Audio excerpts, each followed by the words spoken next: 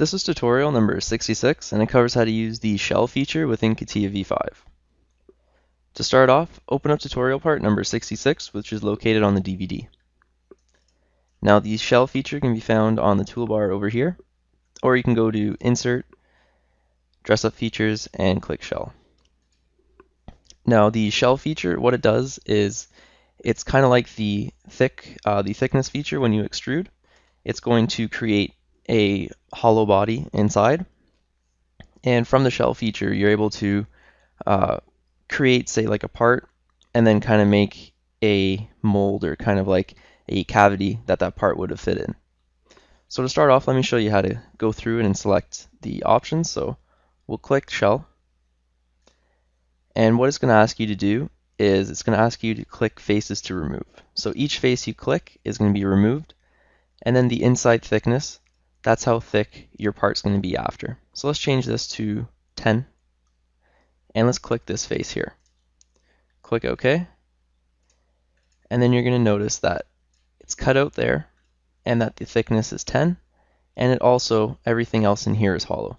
If I click on there, you can see the profile within there is all hollow. Now if I press Ctrl Z and delete this one, we'll do the same shell, but we'll only do 1 millimeter. Click this face, and now you can see again how it cuts through and how it goes through this body also. So the shell feature, when you're trying to shell out a part, it allows you to create that shell inside of the part without going through and remodeling everything. So it's a real big time saver, and it's a very powerful tool for you. Now if we delete this shell, and I'll do another one, the two options here show an inside thickness and an outside thickness. Now what we've been doing is just kind of eating away from the inside.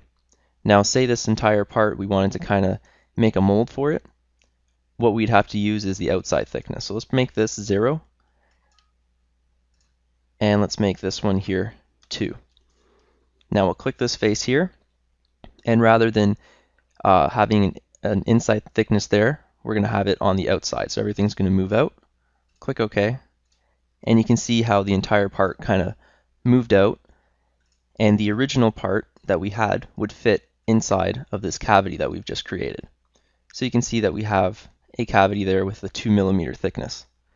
So with the shell feature, you're able to kind of make molded parts. So if you have a part, you're able to kind of shell and make like the negative for it.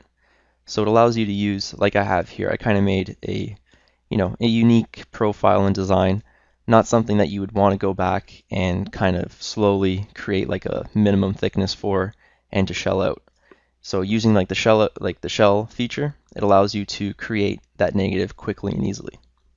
So again, with the shell feature, you can either do an inside thickness that's just gonna add thickness to the inside, or you can do a thickness to the outside. When you do it to the outside, the original shape that you had is going to be able to fit into that body that you just shelled with the outside thickness. And again, you're able to remove multiple faces, so I'll click this face here and this face here, click OK, and it shelled it using those two faces. So it's all up to you how you want to use it. It's a very powerful tool. The more practice you have with it, with parts that you've made by trying to shell them, the more you're going to have an understanding. So the more you practice with this tool, the better you'll be at it. And this concludes our tutorial on how to use the shell feature within CATIA v5.